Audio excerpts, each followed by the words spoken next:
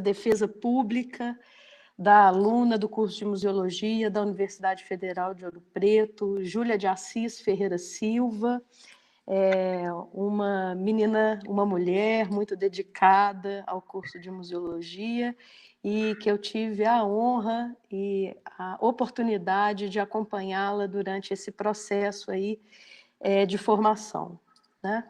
A Júlia apresenta hoje a monografia, o trabalho de conclusão de curso, e chama para compor essa banca duas professoras muito importantes na formação dela, a professora Yara Matos, nossa decana, e a professora Márcia Maria Arcuri Sunher, nossa arqueóloga, pessoas que também atravessaram a formação da Júlia de forma muito importante. Júlia traz um texto que expressa a experiência dela durante as oportunidades, né? As atividades que a gente desenvolveu no projeto de extensão, nos estágios supervisionados e também na iniciação científica, né? E o texto que ela, né, o TCC, o trabalho de conclusão de curso, o nome dado é Paisagem Afetiva e Processos Comunitários, a Associação Galpão Cultural Sinhá Olímpia pela ótica da Museologia do Desenvolvimento. E aí eu aproveito para saudar os componentes, os associados do Galpão, meus queridos amigos, sejam bem-vindos a essa oportunidade, não vejo a hora da gente fazer uma visita presencialmente no Galpão e comemorar esse dia tão importante, tão alegre para todos nós, né? E em tempo, muito obrigada pela Sinhá Olímpia, tá? Então, chamo a Júlia. Júlia, você terá 30 minutos a partir de agora, são 10h10, para expor, né, o seu trabalho. E peço também à professora Yara e à professora Márcia para desligarem os nossos microfones para a gente não ter nenhum tipo de ruído. Fique à vontade, Júlia. Bom dia, gente. Primeiramente, obrigada pela presença. Eu vou compartilhar minha tela aqui com vocês.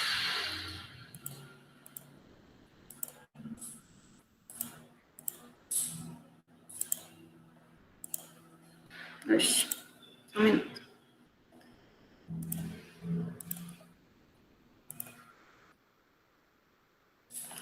Bom, gente, então, dando início à apresentação, como a professora Gabriela falou, o título da minha defesa é Paisagem Afetiva e Processos Comunitários, a Associação Galpão Cultural Sinhá Olímpia pela ótica da Museologia do Desenvolvimento. Essa apresentação é uma síntese do texto redigido, né, e também do meu próprio percurso acadêmico, como a professora Gabriela falou. Só um minuto. Bom, para dar início à apresentação, é necessário que eu fale um pouco sobre o Galpão, onde tudo começou, onde tudo se desenvolveu. O Galpão ele surge com o fim das atividades da Escola de Samba Sinhá Olímpia, que foi criada em 1975 por funcionários da então empresa Alcan Alumínios do Brasil. E ela desfila, né, ela fica em atividade até 2011 e é muito reconhecida pela produção de alegorias na cidade. Ela é reconhecida principalmente por isso, a escola.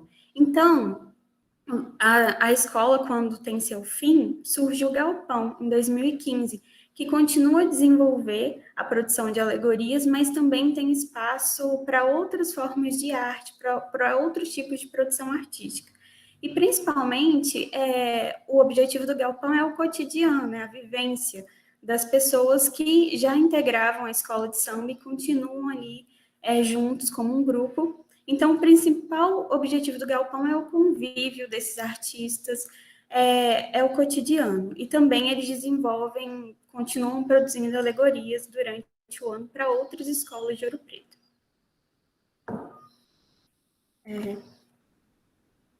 Bom, aqui são os espaços que compõem o Galpão. Essa é a oficina, onde são produzidas alegorias, as produções artísticas. Aqui é o jardim do Galpão, ele foi criado quando ele já tinha se tornado associação, não no tempo da escola. Aqui é a área externa e a horta. É importante falar que o galpão é o mesmo, né? Desde a escola de samba até hoje, continua no mesmo lugar. Então, tudo começou, esse envolvimento da UFOP, o meu envolvimento com o galpão, começou com uma demanda da associação em criar o que eles chamaram de memorial do carnaval. Eles queriam criar um memorial que contasse a história do carnaval da cidade de Ouro Preto. E a professora Gabriela, por ter uma... Então, eles procuram um departamento de museologia para que houvesse um auxílio nessa criação. E a professora Gabriela, como já tem uma familiaridade com o tema de carnaval em Ouro Preto, por conta do doutorado dela, que ela trabalhou com o grupo, o Bloco Zé Pereira do Clube dos Lacaios, ela cria, a partir de uma conversa mais detalhada com a associação, entendendo o que eles queriam, o projeto de extensão Centro de Referência do Carnaval em Ouro Preto, para que fosse criado um circuito expositivo que falasse sobre o carnaval. E eu, logo de início, já começo a integrar o projeto. Então, aqui é uma linha do tempo, só para deixar mais visual esses processos que culminaram nessa monografia. Foram todas essas vivências que foi possível desenvolver essa monografia.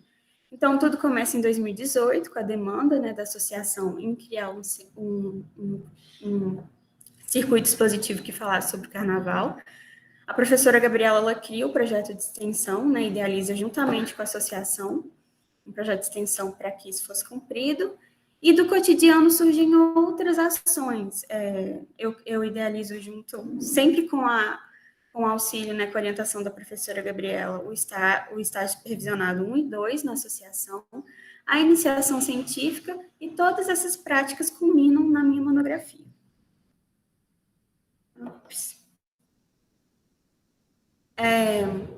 Então, é isso.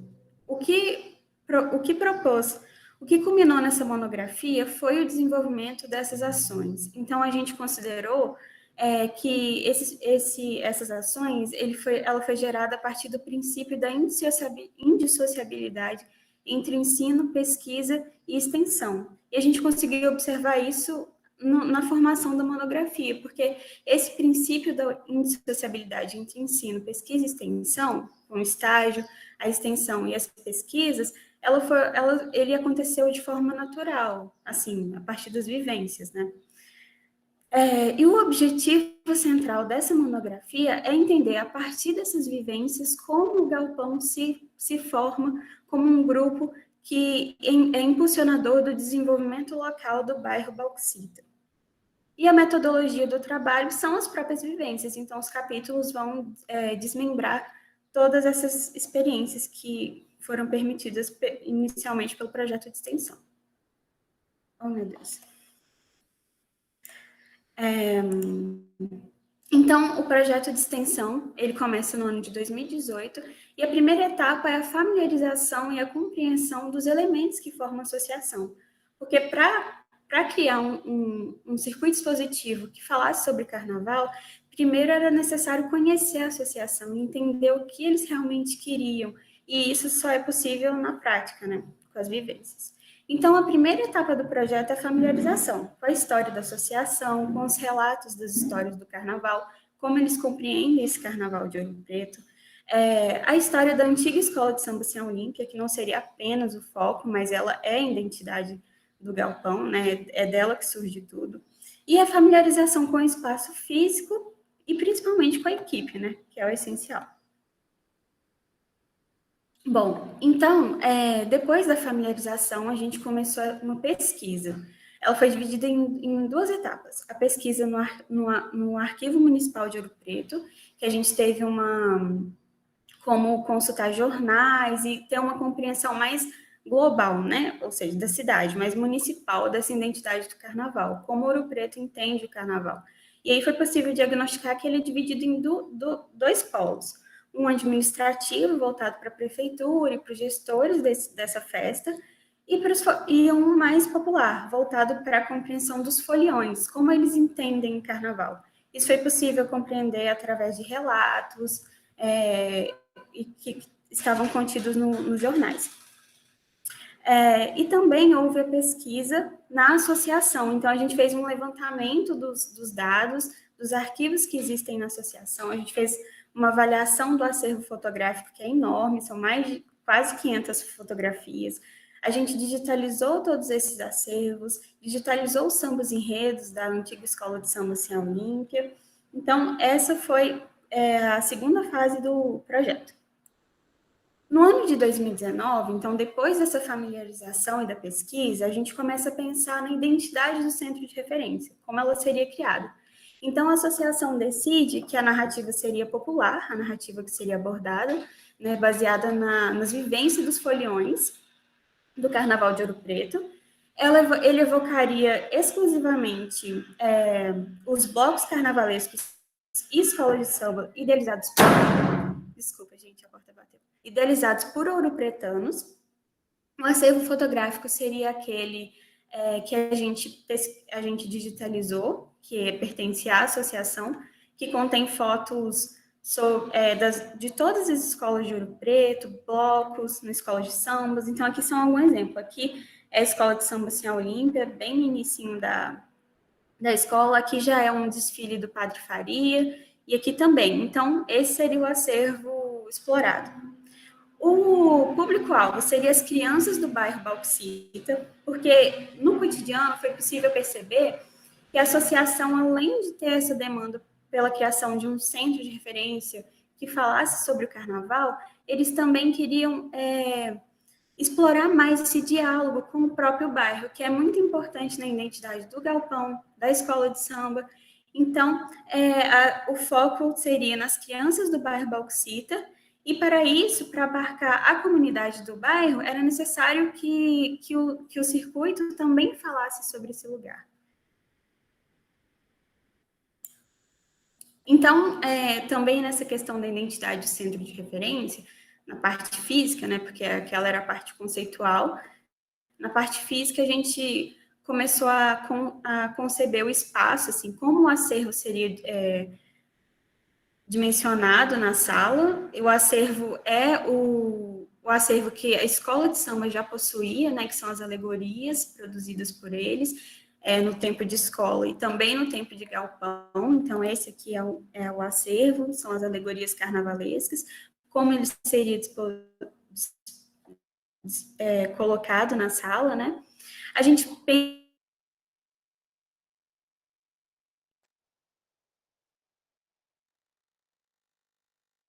maneira diferente. Então, quando era tipo uma amarelinha, e quando elas paravam nos olhinhos que são desenhados, elas poderiam olhar para os... escolheriam o ângulo que elas poderiam olhar, mas com uma perspectiva da associação, porque elas, né, a gente criou esse circuito, assim. Então, eles teriam essa perspectiva de como a associação enxerga o próprio acervo, mas sempre respeitando a sua subjetividade, né, de cada um ali, de cada público. E a gente começou a pensar na conservação dos objetos, então a gente começou a idealizar bases, né, para que não deixassem o acervo direto no chão, porque é um chão de piso frio, e isso poderia deteriorar o acervo mais precocemente, assim.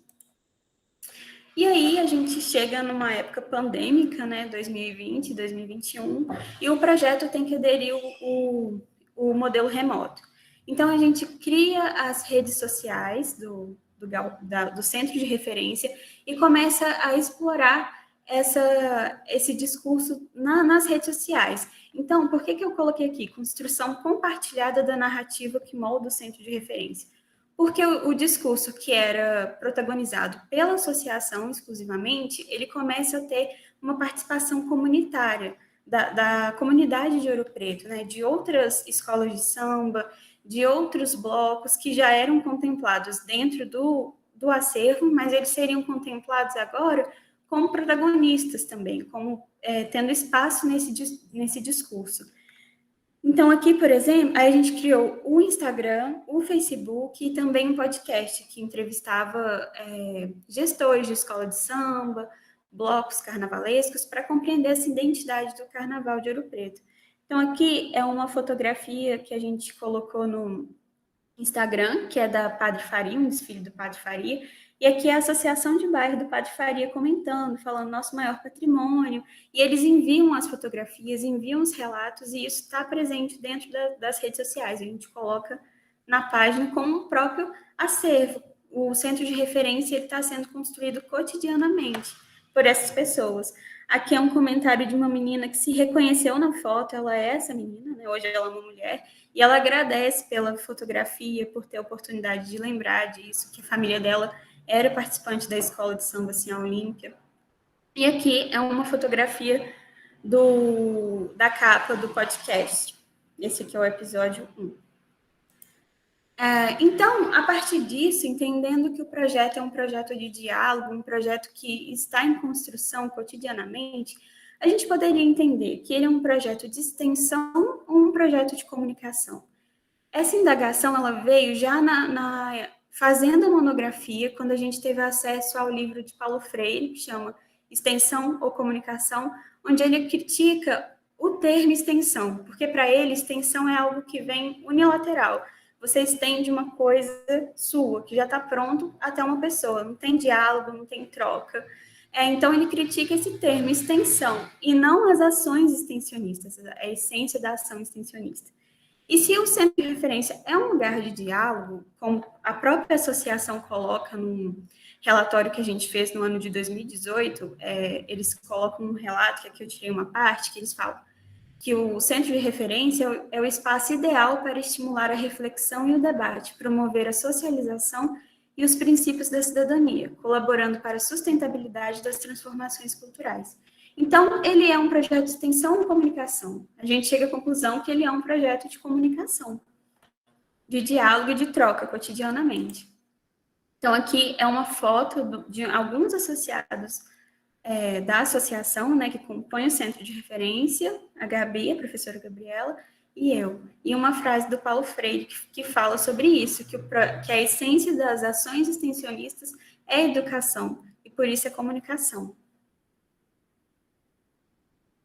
Bom, aí, passando o estágio supervisionado, idealizado em conjunto, né, durante as ações extensionistas, o estágio supervisionado 1 e 2 na Associação Galpão Cultural Sião Olímpia.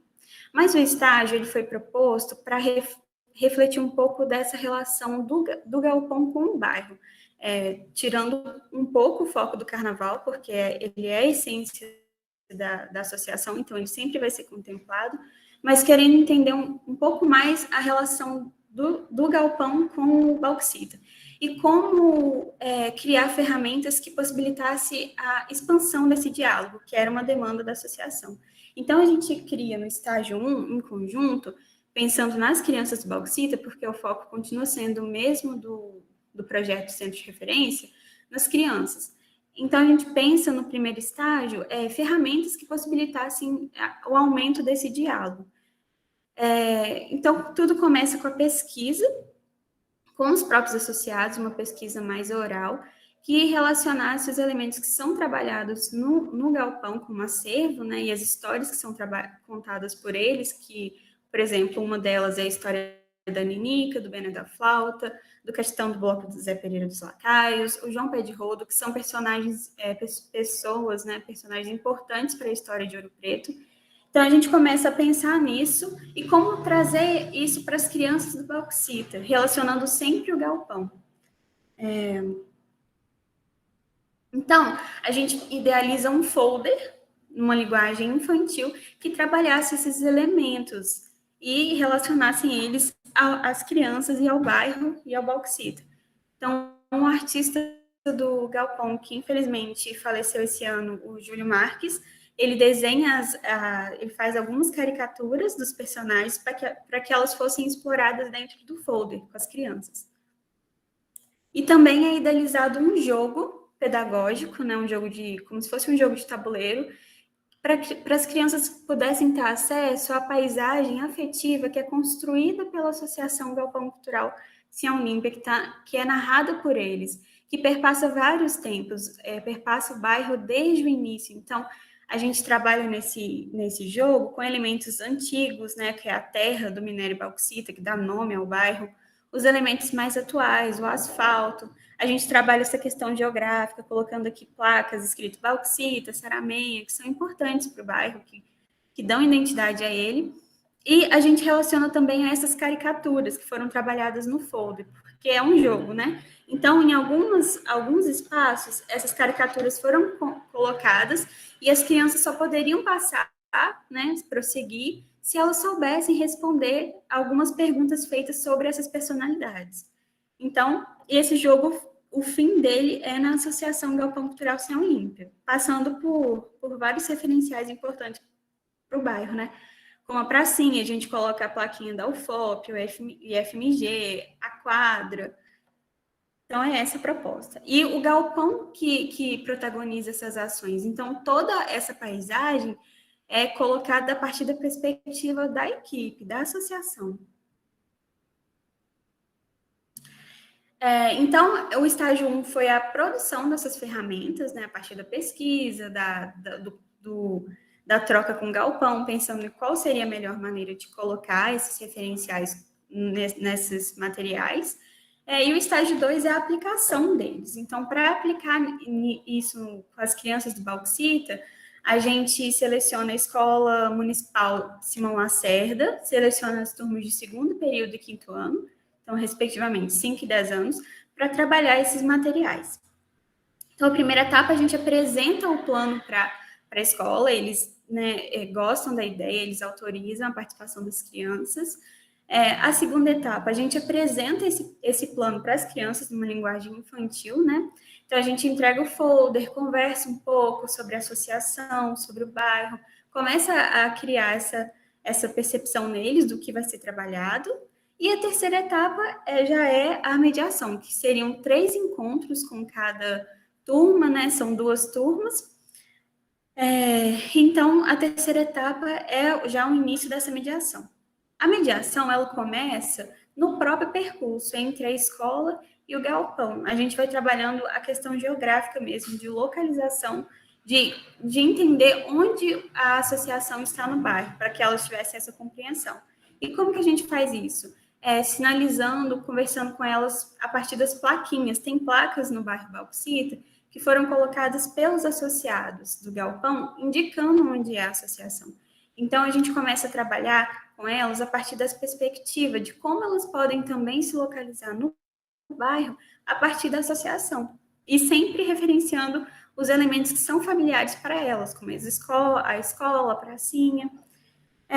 Nesse primeiro dia também tem a apresentação da equipe, né, da GCCO, que é a Associação Galpão Cultural Céu Olímpia, a apresentação do acervo da associação, então elas começam a ver, né, presencialmente as alegorias, elas reconhecem assim, a Olímpia, a Ninico, o Bené da Flauta, elas falam que as famílias delas contaram para elas sobre essas pessoas, então tem uma troca, a associação também conta causos, assim, que eles sabem, nessas histórias que perpassam lá os ouropretanos, e eles começam a ter uma troca maior. E também nesse primeiro dia é trabalhada essa vista do Bauxita a partir da associação. Então, eles têm acesso à vista do bairro deles, aos elementos que eles conhecem pela visão da associação, pela localização da associação. E isso foi muito interessante. Então, aqui são algumas fotos do primeiro dia de visitação, essa turma no jardim, conhecendo a associação, no circuito expositivo. Aqui é a vista do bairro, né? O potinho deles lá. E a quarta etapa é o dia que eles jogam, que eles têm acesso ao jogo. E aí, o jogo, todas as etapas foram mediadas ali pela associação, então eles começam a ter essa relação mais próxima. E o interessante foi perceber que eles já estavam com os elementos que foram trabalhados na visita anterior, bem introjetados neles, eles já estavam reconhecendo elementos nos jogos que antes eles não tinham acesso, eles não tinham conhecimento, e relacionando essas 2 fases do Bauxita, do início, né, da Terra Vermelha, com o que eles conhecem hoje, com o que o Bauxita é hoje. E o terceiro e último dia de visitação foi a quinta etapa, então a gente tentou de uma forma muito lúdica, assim, sintetizar todos os elementos trabalhados durante o estágio Então, com as crianças menores, né, a gente tem uma... Vou colocar aqui para vocês verem. A gente faz uma oficina com eles que é uma dança do boi bumbá, com as alegorias que o Galpão produziu para o bloco Charanga de Lata Mirim. E interessante desse bloco é que eles têm uma identidade muito parecida com a associação, porque eles foram criados também por funcionários da empresa Alcan, então perpassam um local muito parecido. E eles têm acesso às alegorias, eles vestem, eles fazem a dança, que também é feita lá no bloco Charanga de Lata Mirim. Com as crianças mais velhas, a gente tenta relacionar as práticas que são desenvolvidas no galpão, as atividades artísticas que eles desenvolvem, por exemplo, o mosaico de casquinha de ovo, que eles fazem paisagens, quadros, com mosaicos de casquinha de ovo pintado. Então, a gente faz essa relação. Coloca eles para praticar, né, com o auxílio dos associados, e relacionando também ao que foi trabalhado no circuito. Então, eles fazem um mosaico colocando aqui elementos que remetam assim à Olímpia e ao Bené da Flauta. Então, eles estão preenchendo aqui. E também elas tiveram acesso elas aprenderam o toque do Zé Pereira do Clube dos Lacaios nessa visitação também, com a associação. E aí, do estágio, vem a idealização da iniciação científica, que é intitulada O Conceito de Paisagem Cultural como Elemento Integrador da Museologia Social. O objetivo da iniciação científica era dar prosseguimento ao que foi iniciado no estágio, que era entender como o galpão compreende o bauxita, como ele se relaciona com o bairro e como o bauxita influencia na identidade dele. E a gente tenta entender esse processo a partir de um referencial teórico vindo da museologia social e da geografia, da paisagem cultural. Porque a museologia social, ela tenta compreender esses processos comunitários, né, que são relacionados ao patrimônio cotidianamente, e a paisagem cultural, aqui, no Brasil, ela é uma chancela, então uma ferramenta de proteção ao patrimônio, numa perspectiva mais territorial, que abarca, né, as paisagens e não só as edificações. Então, a gente embasou nesses conceitos, se embasou. Então, e também um referencial importante é o histórico que os associados do Galpão fizeram sobre o bairro Bauxita. Ele foi redigido pelo historiador, o Jacinto Souza, que também é associado do Galpão, mas ele é feito em conjunto com os próprios moradores mais antigos do bairro. Então, por esse histórico, a gente compreende que o Bauxita ele foi fundado na década de 1960. Ele começa a surgir a partir de uma demanda dos funcionários da empresa Alcan de morarem perto do trabalho, porque muitos moravam no centro de Ouro Preto, que é longe, mas antes, com a falta de transporte, era ainda mais longe, né? E até em outras cidades, como Mariana e distritos. Então, eles demandam a criação desse local, porque esse local fosse utilizado como moradia. E aí, a Alcan tem um papel fundamental na estruturação do bairro, mas os moradores, os funcionários, na época, né, da Alcan, também têm um papel importante, porque é eles que criam a cooperativa habitacional. Então, eles começam a protagonizar, desde aí, uma ação nesse bairro.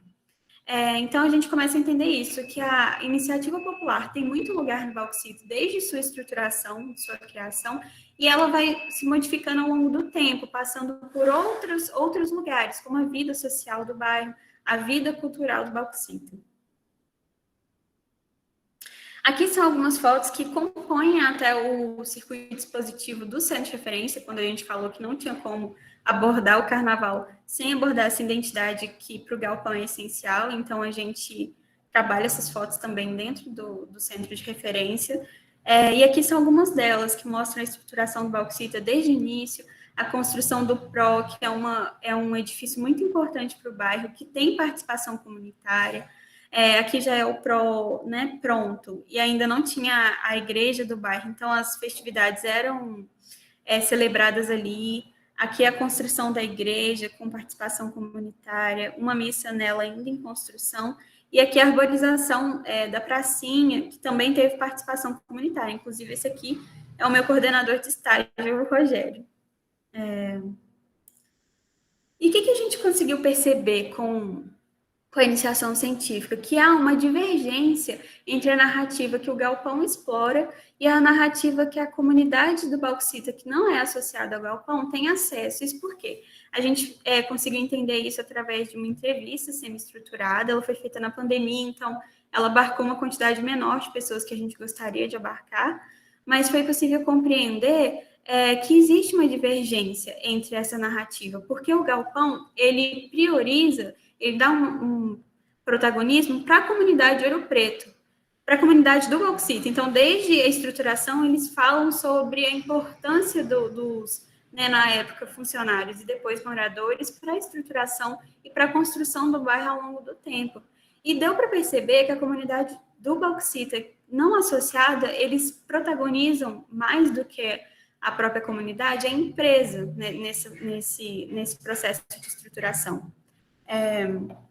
E é importante reconhecer isso, que é até o que o Mário Chagas fala, né, o referencial teórico da iniciação científica, porque isso mostra a potência que existe numa comunidade e que ela é múltipla, mesmo sendo já um grupo menor, ela é múltipla dentro desse grupo mesmo. E que esquecimento e memória fazem parte do discurso, conservação e destruição, seleção e exclusão, manipulação e silenciamento fazem parte de discursos comunitários e que é importante reconhecer isso. E a associação também reconhece isso. Isso eles falam no próprio histórico, que o bauxita ele surge a partir de várias narrativas, a partir de vários pensamentos, e que isso é o normal, só que eles pretendem, no discurso deles, priorizar a ação comunitária desde o início. E o último capítulo da monografia, que a gente pode entender como a última parte da metodologia, foi olhar para todos esses processos e tentar entender o que realmente como o galpão se estrutura. Porque na iniciação científica a gente usou o conceito de museologia social e paisagem cultural, tentando justificar as práticas que o galpão faz, né, que o galpão utiliza. Só que foi possível compreender, a partir dessa distância temporal, entendendo melhor a identidade do galpão, né, depois desses 3 anos de ações, que as práticas elas vão ser justificadas pelas práticas, que elas só conseguem ser compreendidas na prática. E que, por isso, a paisagem cultural não conseguiria abarcar o que o galpão realiza com a paisagem, porque a paisagem cultural aqui, que a gente usou na iniciação científica, ela é uma chancela. Então, ela é um meio oficial de trabalhar as paisagens que são trabalhadas a partir de sua singularidade, de sua excepcionalidade. E o galpão não estaria dentro dessas paisagens que são abordadas pela chancela de paisagem cultural.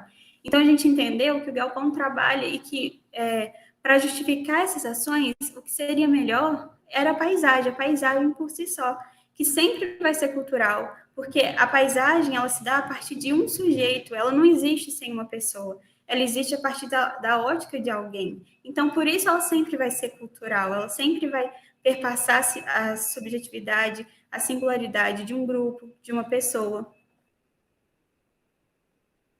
E a gente entendeu que a museologia social também não conseguiria abordar as práticas utilizadas no galpão, porque ela tenta compreender, ela tenta justificar, mas a justificativa está na própria prática. E o interessante do último capítulo foi que eu não procurei justificar.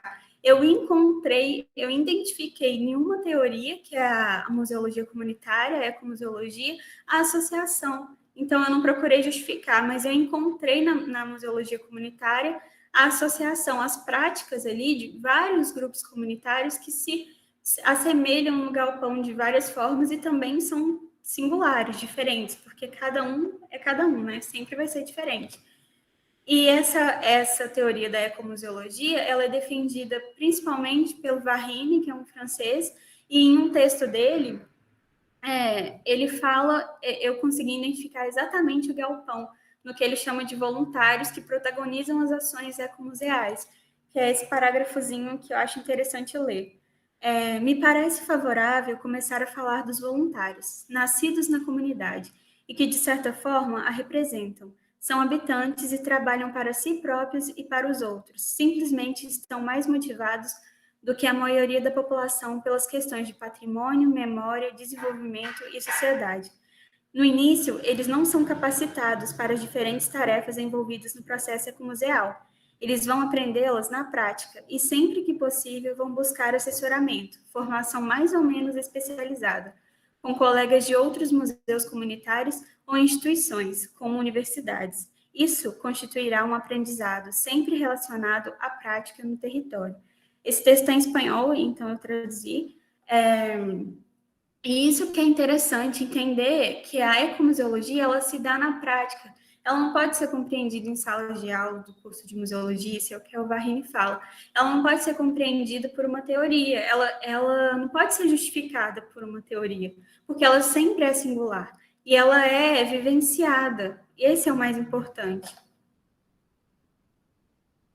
Então, o que foi possível compreender com esse último capítulo da monografia? Que a paisagem e a ecomuseologia se relacionam como ferramentas potentes na construção libertária do desenvolvimento comunitário pelo território e pelo patrimônio, sempre agenciado pela comunidade e para a comunidade, que é preciso que haja compreensão em seu valor regional, porque a chancela da paisagem cultural, ela procura paisagens com valor excepcionais, com valor nacional, que normalmente estão ligados a uma visão colonialista. E como que as comunidades vão entender, vão vivenciar a importância de uma paisagem, sendo que o valor tem que ser singular, elas vão ter que compartilhar um agenciamento de sua paisagem com um órgão de proteção, que antes era agenciado só por ela, e eu compreendo que esse processo ele não consegue ser sustentável, não consegue ser integral com a comunidade. E também foi possível compreender com esse capítulo que práticas ecomuseais potencializam o direito ontológico que as comunidades possuem de agenciar o seu próprio patrimônio, a partir dessas práticas. Como resultado, eu pude constatar, depois desses 3 anos, né, depois de todas essas etapas, que o grupo da Associação Galpão Cultural Sem Olímpia, ele age essencialmente através de uma prática ecomuseal, mesmo que assim, mesmo que não seja reconhecido por eles com esse nome. Mas essa é a questão da ecomuseologia. Ela é a própria comunidade, ela não precisa de uma justificativa teórica para acontecer. Eu também consigo constatar que as práticas desse grupo seguiam pela territorialidade, pela paisagem, pelo afeto, podendo ser possível compreender que suas ações se assemelham ao que Varrini denomina de museologia do território, que é a museologia do desenvolvimento. O desenvolvimento só acontece quando um grupo toma a paisagem como meio para o seu desenvolvimento local. Mesmo que não haja uma participação total da comunidade no início, esse desenvolvimento ele começa, sim, com essas práticas. Foi possível compreender também que o que eu já tinha falado, né, que a sustentabilidade prevista na chancela da paisagem cultural, ela só irá acontecer integralmente, de maneira real, a partir e para as comunidades. Só assim o patrimônio será contemplado por completo. Eu penso que nessa questão legislativa, o patrimônio só será contemplado por completo quando as comunidades tiverem acesso a todas as etapas de construção dessas leis. Porque como você chega com uma lei e fala que vai ser assim, que tem que ser protegido, que tem que ser preservado, sem que a comunidade tenha acesso a esse percurso que chegou ali. E as considerações finais foi possível constatar o quão necessário é o princípio da indissociabilidade entre ensino, pesquisa e extensão seja colocado em prática e que seja colocado a partir das necessidades ali que envolvem os campos universitários, cada campo universitário. Porque o princípio da indissociabilidade entre ensino, pesquisa e extensão foi importante para mim, porque foi com ele que eu tive tempo, com todas essas ações que, né, desenvolveram durante 3 anos, que eu tive tempo para conhecer o galpão de verdade, para entender a essência do galpão, para entender como ele enxerga o bairro, porque senão essa monografia não teria sido possível apenas com uma prática, apenas com um estágio. ela foi possível com a junção de tudo, entendendo cada processo do galpão, cada elemento importante para eles e que era importante para mim também. E aí eu termino falando que se ainda existe no âmbito legislativo uma carência na participação comunitária em todos os processos que envolvem o desenvolvimento de políticas públicas voltadas para o patrimônio, no âmbito territorial, popular e comunitário, o Brasil se faz potente em suas práticas ecomuseais, que se mobilizam por um perfil voluntário, né, que foi o que Varrini coloca, e gerem sua paisagem rumo ao desenvolvimento local, a exemplo nesse trabalho da Associação Galpão Cultural Sem Olímpia. E, para finalizar, eu quero falar que não é o objetivo desse trabalho trazer verdades absolutas. Ele é um trabalho baseado na minha vivência com o grupo do Galpão nesse território, que eu também sou moradora, que eu faço parte. Então, é um trabalho que envolve afeto, vivência, o cotidiano, e que o que foi justificado aqui como museologia comunitária, a ecomuseologia, é uma questão de identidade, que não é uma verdade absoluta, foi uma questão de identificar na ecomuseologia as práticas que são desenvolvidas no galpão, mas que esse trabalho não quer trazer verdades absolutas e um ponto final, e que a prática ela só é compreendida na prática. E essa monografia não é um ponto final, não é o objetivo da vivência, ela foi mais um produto de tudo que eu pude vivenciar na associação.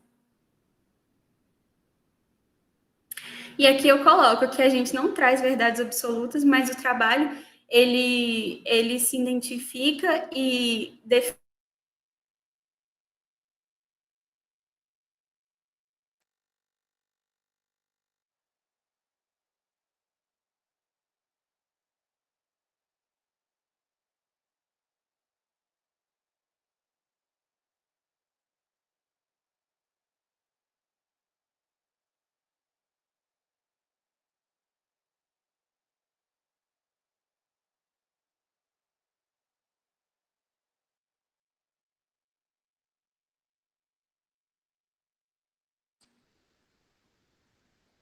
Júlia,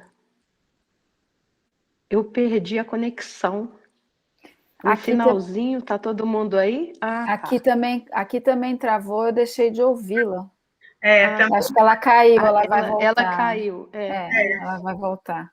Para mim também travou. Ai, pena que é uma formalidade, já não dá para sair falando, né? Isso, vamos aguardar ela voltar. Trabalho da Ansiedade é uma coisa, né? Nossa. Emocionante, viu, Gabi? Oi, gente, eu caí e não vi. A gente também, Júlia, todo mundo caiu. Já estamos de volta. Mas onde Júlia, que parou?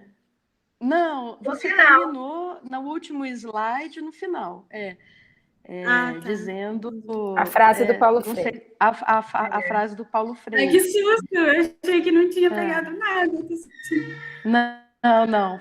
Falou, se você quiser repetir, você fica à vontade, mas o recado foi dado. Que bom, gente. Só para te descontrair, uma vez eu fiquei 15 minutos dando aula sem perceber que tinha caído, porque... Meu Deus, e a questão do slide, de não ver vocês, eu não sei o que está acontecendo. Isso. Não, tá tudo certo. E obrigada, Júlia, você cumpriu o nosso acordo aqui do tempo. Parabéns pela explanação, pela organização. E aí eu vou seguir aqui, né, os nossos protocolos e chamar a professora Iara para ela fazer a sua manifestação, a avaliação. Cumprindo os protocolos aqui do departamento, cada avaliador está travando. De 10 minutos fazer a sua avaliação. E eu aproveito a oportunidade para agradecer essas duas queridas colegas aí do departamento, Inspiração, né, Yara Matos e Márcia Arcuri, por estar aqui conosco hoje. Bom, bom dia a todos e todas. Bom dia a Júlia de Assis Ferreira da Silva. Bom dia, Gabriela, Márcia, professoras Gabriela e Márcia Arcuri. Primeiramente, eu gostaria de agradecer muito mesmo o convite para participar da banca, né? E para mim foi um motivo de muito orgulho em participar desse trabalho final da nossa aluna, né, da nossa discente, Julinha, como é conhecida no departamento. Bom, eu também não posso demorar muito, porque tem só 10 minutos, e aí eu fiz uma síntese aqui das minhas considerações, e eu não vou me deter na parte formal, ou seja, na parte mais das normativas da BNT, tá? Porque isso depois, na versão final, aí Júlia com a Gabi procuram, né, o acesso da normativa do SISBIM para ver se está tudo adequado, enfim. Não vou me deter, vou me deter no aspecto do conteúdo, né? E começando nos aspectos que eu considero muito interessantes e muito diferentes do seu trabalho científico, né? Que são, bom, primeiramente, a proposta da monografia, né? A ligação entre a história da associação com a escola de samba Sinhá Olímpia e a procedência dos seus integrantes, né? Então, você partiu exatamente das memórias, né, do Carnaval de Ouro Preto, através de um circuito expositivo, né? A criação do Centro de Referência do Carnaval de Ouro Preto. Ou seja, na realidade, é uma teia, né? Inclusive, é como eu gosto de trabalhar e gosto de trabalhar as minhas disciplinas e fazer as interligações, como eu trabalho também no Lapacom e no Ecomuseu da Serra de Ouro Preto. Né? Então, eu me identifiquei muito com esses aspectos, acho que eles são interessantíssimos, porque você, na ordem do seu trabalho, você não começou com as questões teóricas. E isso a gente vai entendendo, né, a partir da leitura do seu trabalho. Né? Aí nós vamos entendendo o porquê. E você, até chegar ao capítulo 4 e às conclusões. Né? Bom, a expansão também do movimento para o levantamento da memória do bairro. Então, esses são os elementos que eu destaco aqui, que eu considero assim bastante interessantes e muito diferentes, né, no seu trabalho. Ainda também você já coloca, Júlia, essa ligação entre ensino, pesquisa e extensão, e coloca muito bem, sabe? Muito bem. Tá ali, ninguém... você explica direitinho, você prova por A mais B exatamente a importância, né? E também coloca, aliás, o que desde esse tempo que eu entrei na universidade, sabe, no início dos anos, final dos anos 90, início dos anos 2000, que extensão e pesquisa elas têm que andar no mesmo plano. A pesquisa não é mais importante, assim como também a extensão não é mais importante. E, sim, elas precisam ser interrelacionadas. Né? Então, você chegou assim no ponto que é a minha, e sempre foi o meu questionamento na área acadêmica, sabe? Porque nós, professores extensionistas, meio que passamos por um crivo assim de não são todos, mas determinados colegas que acham que a pesquisa é mais importante, né? E realmente eu defendo que não é, sabe? Bom, agora eu vou fazer algumas considerações. Por exemplo, eu vou até citar Júlia e Gabriela, mas depois, lendo o trabalho, chegando até o final, eu acho que não, talvez não seja necessário. Mas especificar em notas de rodapé, porque como você começa relatando, né, os seus trabalhos, todos os seus trabalhos, primeiramente de extensão, depois os 2 estágios supervisionados e depois a iniciação científica, né? Talvez fosse para aclarar o leitor, num primeiro momento, necessário conceituar em notas de rodapé, lá no início, né, o que é os conceitos sociomuseologia, museologia social e ecomuseologia. Tá? Talvez, não sei, veja aí com a sua orientadora, tá? Mas é só uma questão da recepção do texto, entende? Bom, no objetivo, a relação entre a experiência científico-cultural vivenciada no galpão, a compreensão desse espaço como agente impulsionador do desenvolvimento humano a partir de sua paisagem afetiva.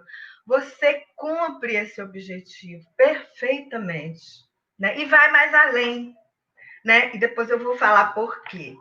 Bom, eu tenho uma questão aqui com o capítulo 1, que trata de uma análise e reflexão sobre o projeto de extensão universitária, né? Que eu achei ele um pouco, em comparação com o capítulo 2 e o capítulo 3, eu achei que ele está um pouco descritivo, sabe? Eu acho. É claro que tem as análises no meio dele, mas elas estão. E as reflexões.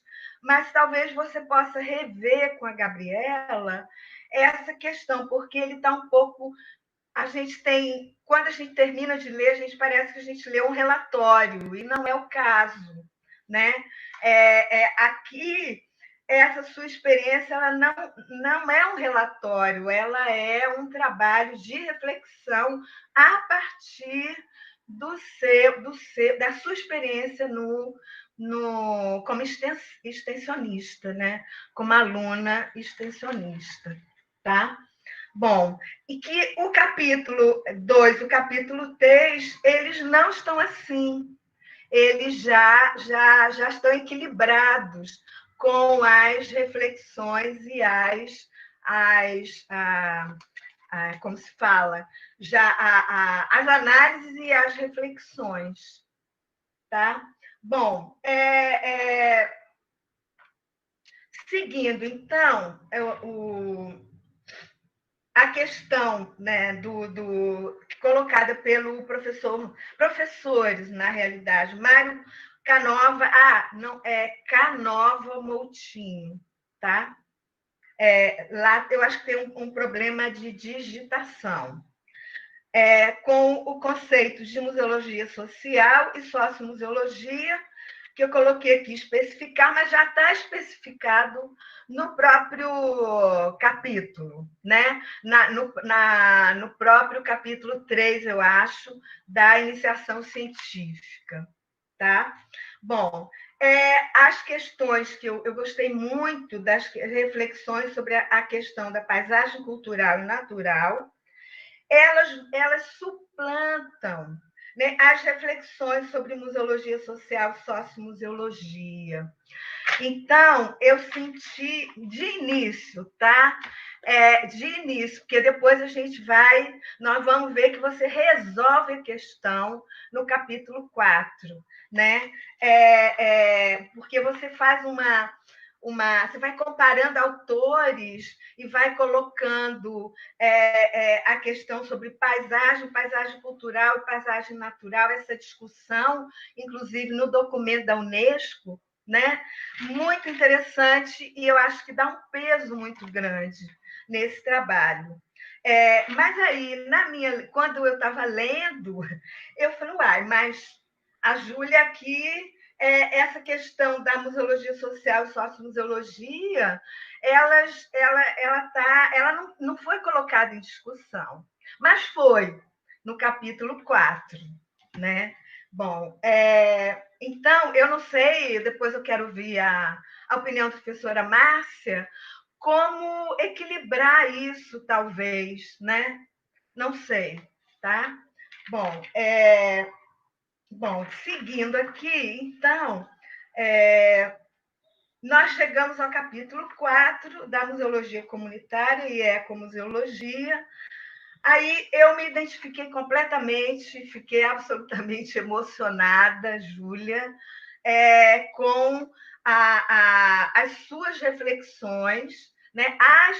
As suas colocações, inclusive nessa teia ligando, né, o pensamento do Varrini, porque aí sim você coloca no mesmo patamar da museologia social e da sociomuseologia, né?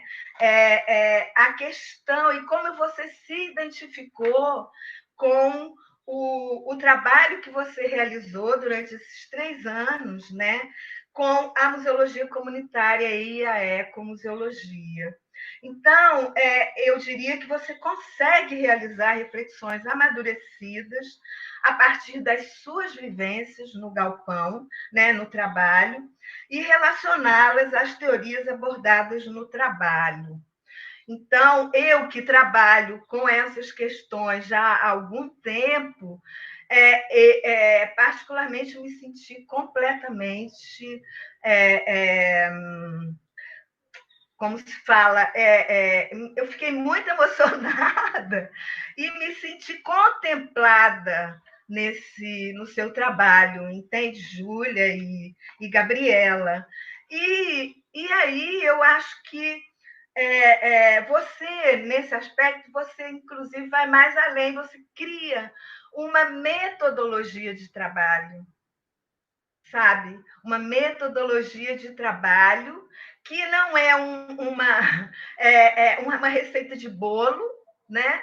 Ela está direcionada a toda a problemática do territorial, da paisagem, do grupo, né, do galpão e do bairro, né?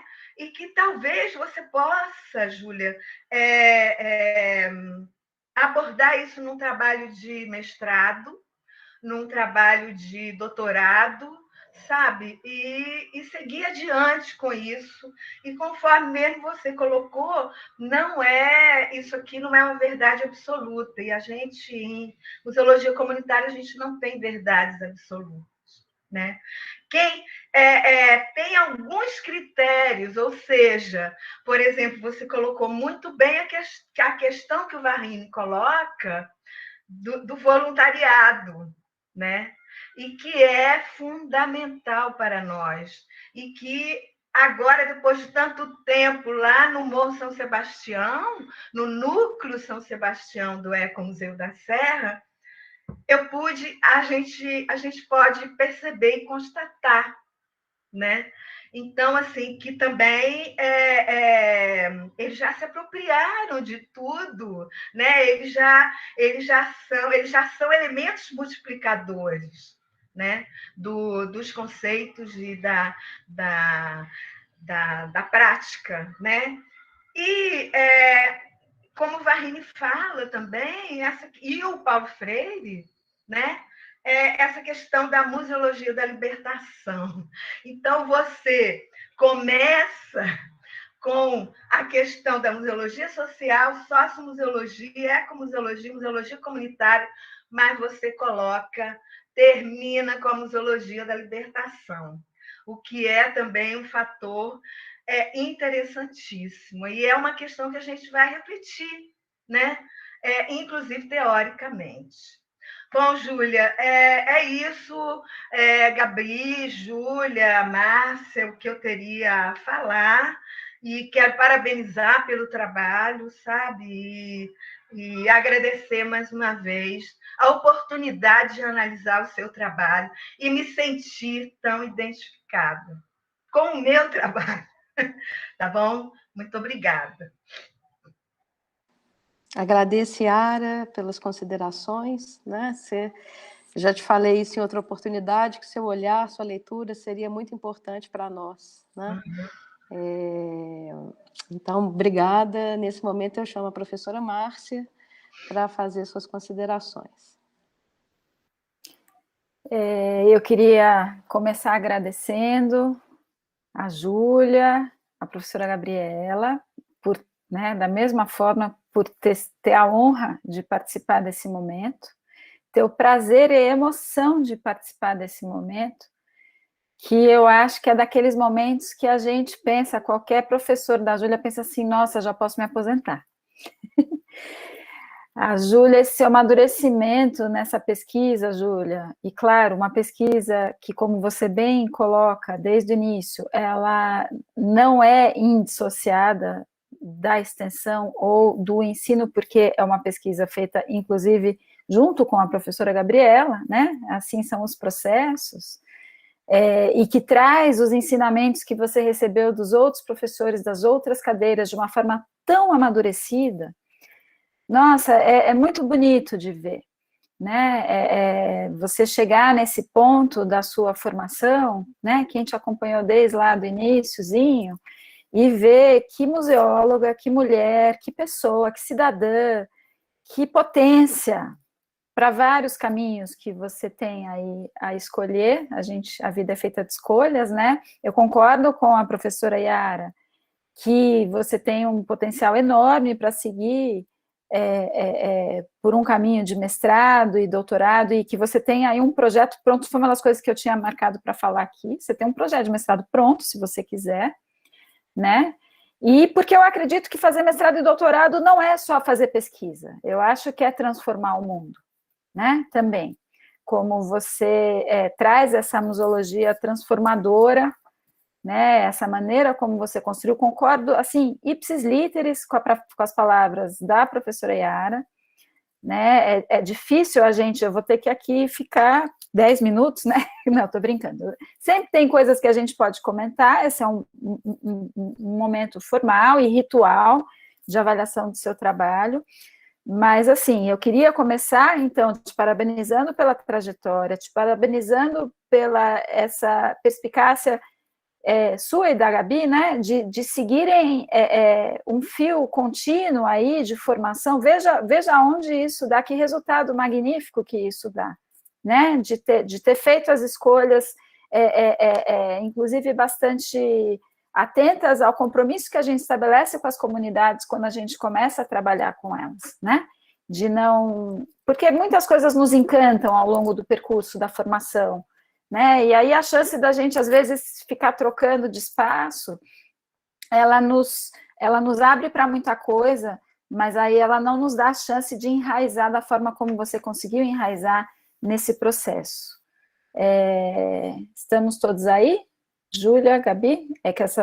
Só para saber se estamos conectados. Sim? É que falhou a câmera para mim. Estamos conectados, sim. Ótimo. Então, isso eu já começo pelo próprio tema, né? Porque você trabalha com um tema na sua monografia que ele é muito importante, sempre foi, mas hoje ele é um tema muito caro à nossa sociedade brasileira, né? Porque ele fala de democracia e de espaço público. Eu acredito que o carnaval de rua, o carnaval das escolas, né, porque a gente sabe que ele é um tempo da comunidade o ano inteiro, né, a memória disso, a transformação dessa vivência comunitária em outras formas de vivência, no caso do Galpão Cial Olímpia, isso em relação ao espaço público, são poucos os lugares em que a gente percebe a democracia de fato acontecendo em sua plenitude, né, no nosso país. E aí, então, eu acho que isso é um ponto muito salutar da atualidade do seu tema de pesquisa, né? E aí eu acho que daí o título muito bem escolhido, porque é Museologia do Desenvolvimento, sim. Mas aí eu concordo com a professora Yara, agora pegando alguns aspectozinhos, no sentido, acho que é pouquíssima coisa para o depósito final, acho que o teu trabalho está praticamente pronto, que eu vou falar, e muito depois de perspectivas para vocês transformarem isso também num artigo, porque eu acho que seria muito legal ter isso para disponibilizar para outras pessoas, publicizar mais o trabalho, entende? Porque não é todo mundo que pega uma monografia para ler. E tem muita gente que pega uma monografia para ler e lê apenas um capítulo. Então, eu concordo com a professora Yara, que talvez logo na introdução, sem entregar o presente, porque o seu capítulo 4 é um presente de grande finale e que nos faz entender por completo a trajetória. Eu tive a mesma sensação que ela, um momento ou outro eu falei, não, mas por que esse conceito de paisagem, por que essa abordagem para discutir a paisagem cultural? Achei um pouquinho desconectado lá no capítulo, aí fiz umas anotações, a hora que chega no capítulo 4 eu falei, não, agora eu entendi onde ela ia chegar.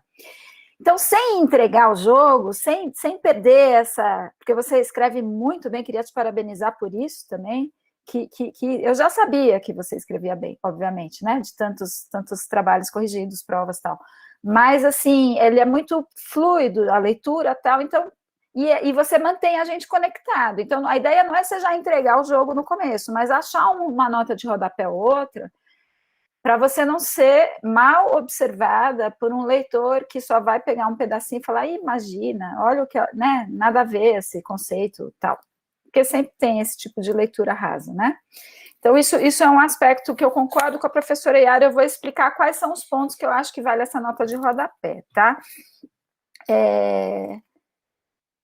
Você tem uma coisinha mínima quando você fala do seu objetivo, na página lá 19, 18, 19, 20, que você está falando, você dá umas, justamente por essa metodologia que você criou, você dá umas osciladas no tempo, umas horas você usa o presente, outras horas você usa o passado, outras horas você usa o futuro.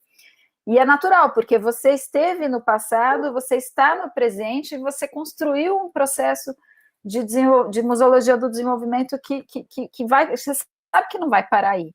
Então, só dá uma acertada no depósito final, eu deixaria o passado, que é o que é mais integral, porque você está, de fato, relatando a sua experiência, a sua vivência. Então, o objetivo do trabalho foi, e não o objetivo do trabalho é, e aí, porque a metodologia tomou, tá certo lá, e aí, logo na página 20, o trabalho será formado. Não, ele foi formado. Então, mantenha, porque aí você vai ver que você vai achar um ou dois só para corrigir ali, o resto está impecável, impecável o seu texto. Eu acho que você poderia conceituar fazendo só uma referência sobre o conceito de etnogeografia para saber mais, vide Gomes, Gabriela de Lima, tal, e o nome da tese dela, porque a pessoa que tiver interesse, eu não conhecia o conceito de etnogeografia e trabalho com o conceito de etnoarqueologia e tantos outros etnos, então o mundo acadêmico é gigante, então é uma oportunidade da pessoa já fazer referência ao trabalho da Gabi e entender melhor o que é esse conceito. E aí a outra questão só mais formal que eu tenho a dizer é que todos os parágrafos, todos os capítulos você termina com uma citação. Formalmente, o texto acadêmico a gente tenta evitar isso, a gente tenta trazer o autor do texto, que é você, como o que encerra, né? A citação ela pode vir um parágrafo antes só, mas você é tão generosa, Júlia, sempre foi a vida inteira, que você termina, você conclui cada capítulo para abrir o outro com a palavra de algum autor, mas o texto acadêmico é o texto que a gente tem que se colocar também, né? E você se coloca o tempo todo, você não tem esse problema. Então, eu sugeriria, eu acho que principalmente o do capítulo 3 ou 4, acho que foi do 3, que a sua frase o seu parágrafo já encerra tão bem, não precisa de mais aquela citação. Está bem claro o quanto você domina o referencial teórico. Mas se você não quiser abrir mão da citação, puxa ela um pouquinho para cima, junta, sintetiza, porque acho que tinha a citação, parágrafo, citação, sintetiza um pouco, e aí termina sempre com as suas palavras, os seus capítulos, tá? Em relação às figuras, eu também achei extremamente humilde, no bom sentido, né, da sua parte, você colocar fonte acervo pesquisadora para diferenciar fonte acervo do galpão. Mas nesse caso, pode botar foto, Júlia Assis, tal, porque é a sua foto, né? Porque senão pode criar uma dúvida no leitor. Mas espera aí, ela tem um acervo dela separado da turma? Que acervo é esse? Entende? É um exercício que não é fácil também. Eu tenho feito esse exercício com a turma do Lapacom, da gente começar a registrar quem fotografou cada foto do nosso banco de acervo Lapacom. Porque a gente sempre cita acervo Lapacom, mas hoje em dia, cada vez mais, essa questão dos direitos autorais, elas têm que ser sempre, obviamente, consideradas. Então, eu coloco, mas aí você veja com a Gabi, se isso é uma questão metodológica, eu super respeito, mas eu acho que não tem o menor problema você colocar que a foto foi sua ali, no caso, né? E aí, uma dúvida só de pura curiosidade para vocês, a Gabi, talvez, seria a pessoa a responder isso melhor, porque materiais biodegradáveis, eu fiquei curiosa mesmo, porque na arqueologia a gente separa orgânico e inorgânico, né? E acho que é uma coisa da conservação. Os seus capítulos todos estão excelentes, eu não tenho o que dizer, eu gostei muito deles todos, né? E aí, achei muito interessante como o seu trabalho mostra a relação amalgamada, para usar um termo que a Pró-Reitoria de Extensão tem se preocupado muito, entre o Galpão Céu Olímpio e as questões carnavalescas com outros blocos da cidade. Então, eu acho que isso é muito bonito do trabalho, por isso que eu acho que merece artigo, merece mestrado, merece... Nossa, que potência, né? De novo, só na questão formal, quando você fala dessas casquinhas de ovo, eu comecei a olhar aqui na minha mesa se eu achava alguma delas. Então, troca lá só correção, porque aí você não precisa fazer uma correção geral, já fica aí a dica que é só isso mesmo que tem, porque o resto está impecável. E aí, a última coisa que eu tenho a dizer, já que está terminando o meu tempo, eu tinha até anotado no final do capítulo 3, eu tinha destacado um trecho na página 68, que é o primeiro parágrafo que começa nela, assim, foi possível concluir que o galpão se tornou tal. Eu tinha ficado com uma sensação, falei, gente, mas essa chancela da paisagem cultural, eu sei que o que Gabi e, obviamente, você, com tudo que você escreveu, estão falando de paisagem, não é exatamente isso. Então, eu acho que uma notinha de rodapé, para já mostrar, de alguma forma, onde você vai chegar no capítulo 4, te preserva de uma leitura assim, não, mas eu não entendi exatamente essa forma como ela está abordando a paisagem, que é a oficial. Né? Na arqueologia, por exemplo, a gente já não trabalha mais o conceito de paisagem cultural há bastante tempo. E aí eu separei para o artigo, talvez para facilitar, se vocês realmente forem escrever um artigo junto sobre isso, eu acho que tanto o trabalho da própria professora Gabriela, o trabalho do Marcelo Fagundes, que trabalha muito com paisagem na arqueologia, mas que faz grandes sínteses, tem vários artigos publicados com sínteses teóricas sobre, desde o Carl Sauer, ele começa, no último artigo, até que eu acabei sendo coautora junto, mas começa com Carl Sauer e vai para frente, entende?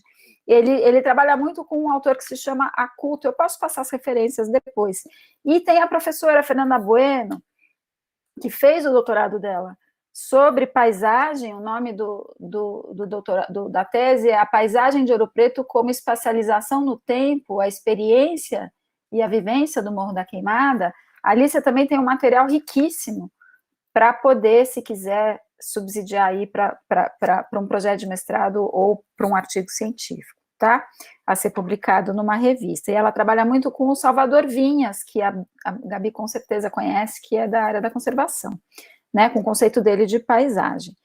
Então, Júlia, eu acho assim, o que mais que eu posso falar? Eu posso falar parabéns, sucesso, museóloga que vai nos deixar orgulhosas aí ao longo dos próximos anos, porque eu tenho certeza que vão ser muito rápidos, os seus próximos passos vão ocorrer naturalmente, porque você está plenamente formada, né? E mais uma vez eu queria agradecer as duas, né? Você e orientadora, pela oportunidade de estar aqui, dividindo esse momento tão importante e agradecer pelas palavras de agradecimento nos seus agradecimentos, que para finalizar, os seus agradecimentos já deixam muito claro o que está por vir no resto do texto, deixam muito claro que você passou 4 anos só aprimorando a sua sensibilidade, a sua generosidade, a sua profundidade, o seu espírito coletivo, essa doçura que você é, e o mundo precisa muito disso. Tá bom? Parabéns. Obrigada, Márcia. Júlia, você quer fazer as suas ressalvas e, na sequência, eu dou continuidade, só para responder as professoras. Bom, gente, eu não sei se eu tenho condição de falar, porque eu fiquei emocionada com os comentários de vocês. E só para falar para a Yara e para a Márcia que, com certeza, vocês estão no meu texto, porque, igual eu falei no início, esse é um texto que fala sobre o Galpão, mas também fala sobre todos os meus processos acadêmicos. E, assim, eu tive a honra, né, de participar do Lapacon, de participar do projeto de Ecomuseu da Serra de Ouro Preto. Então, assim, com certeza vocês estão aqui no texto e eu sou muito grata a todas essas experiências com vocês. E a Gabi, não tenho nem como agradecer por toda a orientação, por todo o companheirismo durante esses anos. E eu entendo o que vocês falaram sobre os capítulos, que aí às vezes dá uma confusão de será que ela vai usar esses termos até o final, mas não tem a essência, né, do projeto. Eu tentei seguir uma linha da verdade, assim, do que realmente aconteceu nos fatos, sabe? Porque essa percepção mais voltada para a ecomuseologia, para o Varrini, ela aconteceu agora, no final, olhando para tudo.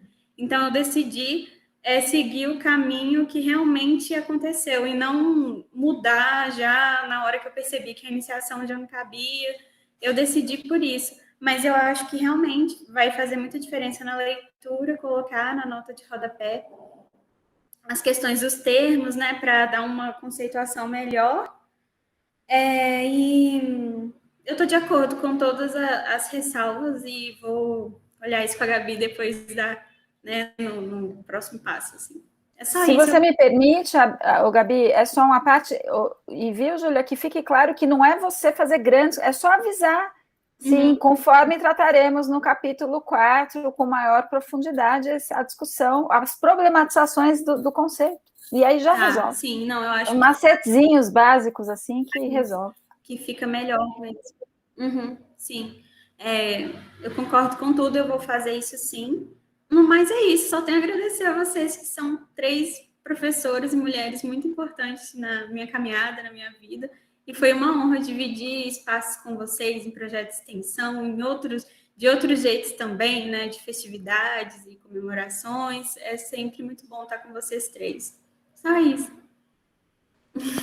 Ô, Júlia, obrigada, viu? De nada. Deixa então eu fazer a minha falação, né? Que ela é protocolar também. E daí é um pouco também de algumas respostas. Também, assim, nem tantas respostas, né? Mas de alguns encaminhamentos e escolhas, né? A gente vem verdadeiramente de um processo aí de construção, né? Verdadeiramente um processo. Antes mesmo, na verdade, a Júlia, ela chega até mim no retorno do meu doutorado em 2018. E de lá até aqui foi um Shazam e a gente não se separou mais, né? E os nossos processos, inclusive o meu processo enquanto docente, pós uma tese de doutorado, esse processo se realiza tendo a Júlia como a pessoa com quem eu mais troquei esses últimos anos.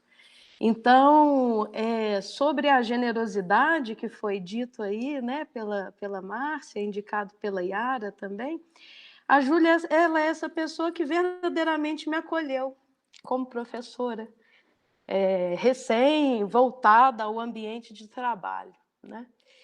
E ela teve ao meu lado durante esses últimos 3 anos, que muita coisa mudou também. Então, acho que o amadurecimento que é dado à Júlia, eu percebo em mim também, assim, acho que a gente construiu juntas, e com a turma do Galpão, uma história que nos permite, né, criar um documento que é um TCC, mas que, na verdade, é um documento generoso, porque, na verdade, a gente abriu o nosso baú, e é um baú que a gente construiu, a gente tem muita referência, a gente construiu um centro de referência, né?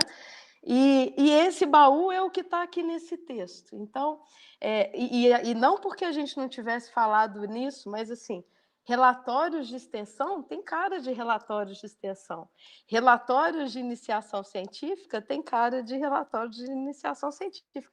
Não que seja excepcionalmente, né, literalmente os relatórios, mas a essência do documento eu acho que aparece no texto, mas também por uma escolha, né? E que essa escolha ela faz parte de um lugar que nós chegamos aí, que Júlia, né, ela acaba de dizer, assim, a gente entende o que se faz ali é muito perto e é muito próximo do que Varrini nos indicou naquele livro que ele acabou de publicar lá em espanhol e que, né, enfim, já circulou entre nós aqui do departamento. E uma coisa que eu queria dizer, assim, que eu acho que é muito importante, é essa indissociabilidade, né, a conexão, né? A conexão entre pesquisa, extensão, comunicação, educação, comunidade.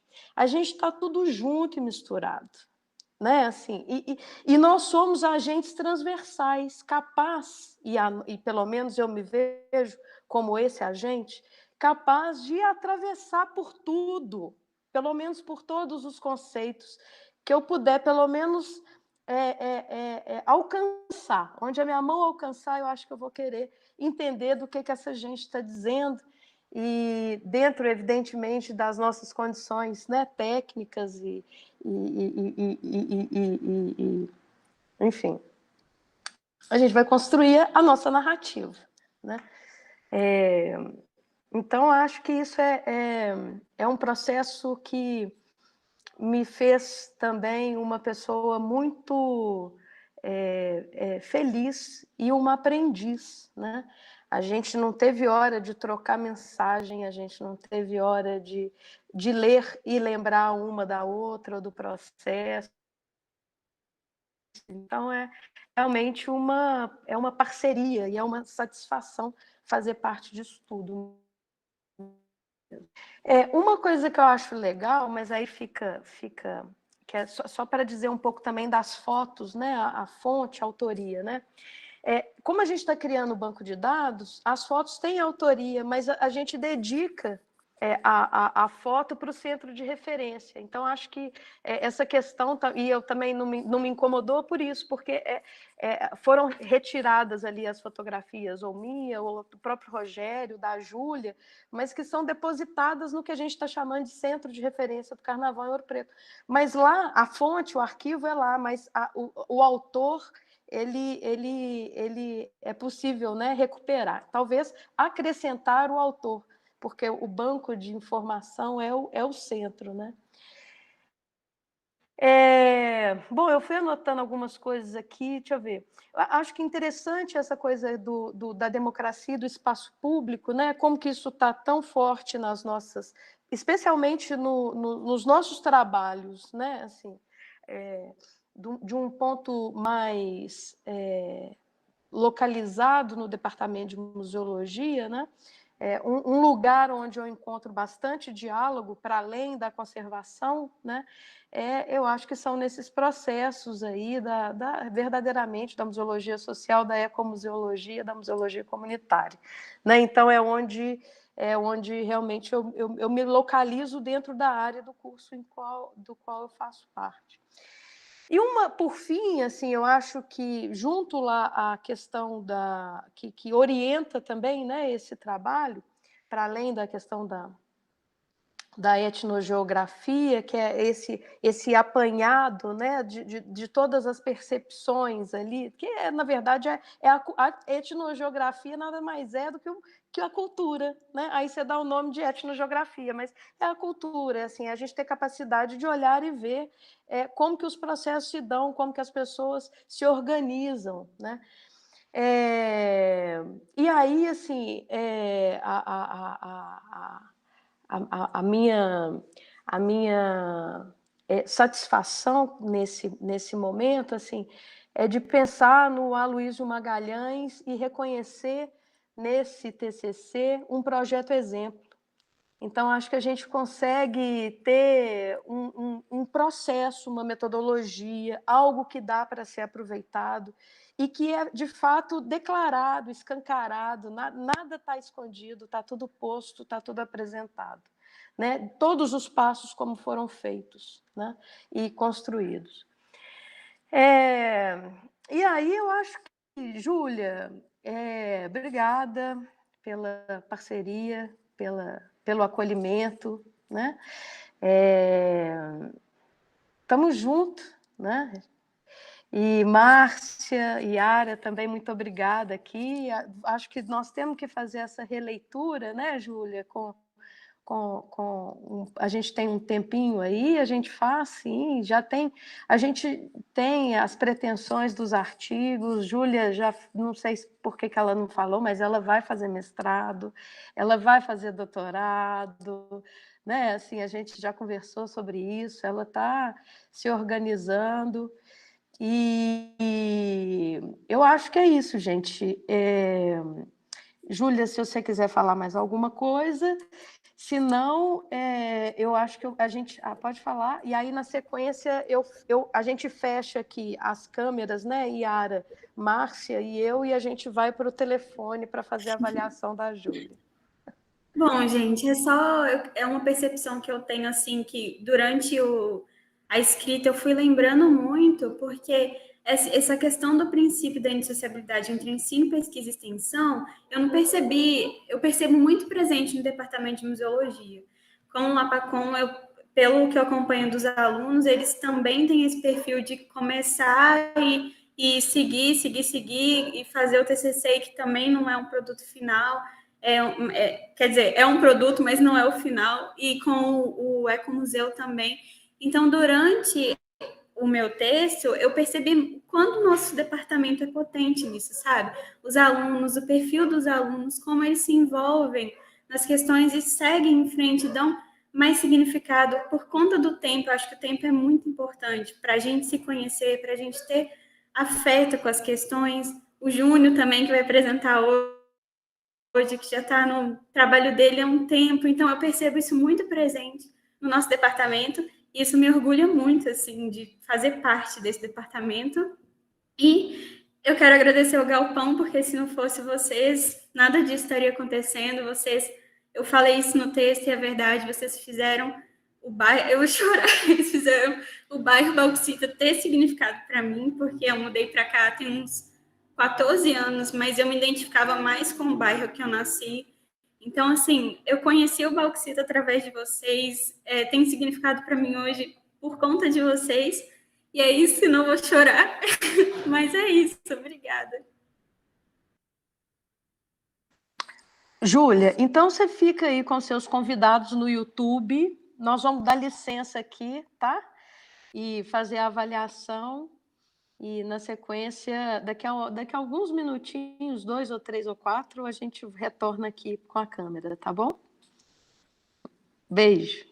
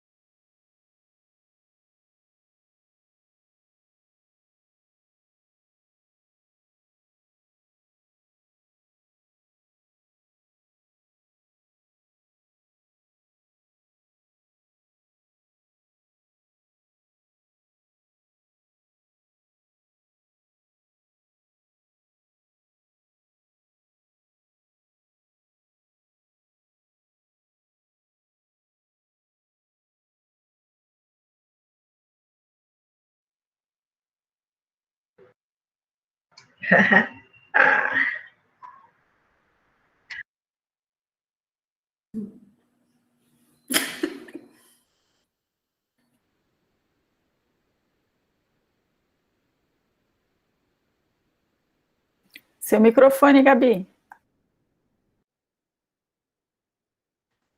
Isso. Eu estou abrindo a ata para a gente ler, né? Só um minutinho. E aqui, ó, é a nossa Senhora Olímpia aqui, presente. O pessoal do Galpão fez. Espera aí que tá abrindo.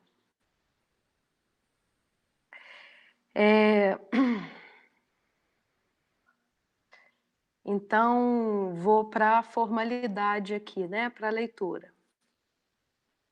A banca avaliadora, abaixo-assinada, considerando o resultado do julgamento da defesa pública do trabalho de conclusão de curso, intitulado Paisagem Afetiva e Processos Comunitários, a Associação Galpão Cultural Senhora Olímpia, pela ótica da Museologia do Desenvolvimento, da aluna Júlia de Assis Ferreira Silva, apresenta parecer favorável à sua aprovação com nota 10. Conforme item 5.1, a linha D do manual TCC aprovado pelo Comum, em caso de recomendações da banca avaliadora para correções ou alterações, o aluno terá 15 dias para a entrega da versão final do trabalho ao orientador, o qual caberá verificar, juntamente com os componentes da banca, a inclusão das solicitações sugeridas. Nesse período, atribui-se conceito I insuficiente da folha parecer. No seu caso, Júlia, não tem isso não. No seu caso, é nota 10, com louvor e muito orgulho aqui de suas professoras. Parabéns, viu? Sucesso e vida longa. Posso falar? Ai, gente, obrigada. Nossa, eu tô doendo aqui, que eu ri, acho que forte demais. Obrigada, gente. Vocês são maravilhosos, não tenho o que falar. Ah, eu tenho uma coisa para falar. Vocês também vão ganhar uma Sinhazinha Olímpia, tá? Que o Galpão fez para vocês duas. Mas eu agradeço muito, vocês são incríveis. Agradeço o Galpão, o departamento, e eu estou muito feliz. Muito obrigada, de verdade. Fala para o pessoal do Galpão obrigada, que a gente... família também, meus amigos. Parabéns para o seu pai e para a sua mãe. Viu? Oi? E vou mandar o meu abraço aqui para o seu pai, para a sua mãe, que se tivesse no presencialmente, estaríamos todos juntos aqui, vibrando a sua vitória, né? A sua conclusão. E a turma do Galpão, aquele abraço, né? Assim, nós estamos contando os dias, né? Para a gente se reencontrar e começar a retomar os nossos assuntos, né? Presencialmente. E eu para vocês me levarem lá, para conhecer essa turma, tá bom? Não, com certeza. Eu conheço trabalhei junto há muitos anos, que é o Dilzio França. Um abraço grande para ele. Né? Gilzinho, lá do Museu da Inconfidência. Muito bom. Vamos sim. Você, da Vânia.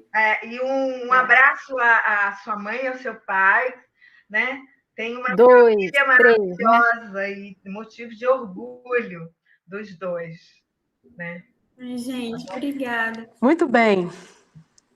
Isso, acho que a gente pode seguir, encerrar. Agradeço o público aí que assistiu, né, a defesa da Júlia, que vai ficar gravado no canal da Museologia para quem quiser acompanhar. Agradeço aos nossos amigos da Associação Cultural Galpão Senhora Olímpia. Agradeço imensamente ao professor Iari e professora Márcia pela contribuição e ao nosso querido secretário Marcos, que está aqui nos contemplando, né, com essa transmissão simultânea. Júlia, parabéns, vida longa, né? Obrigada. Bem-vinda. Exatamente, bem-vinda.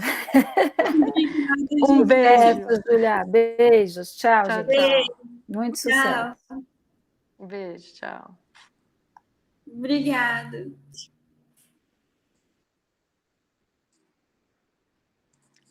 Yara, você está com o microfone fechado.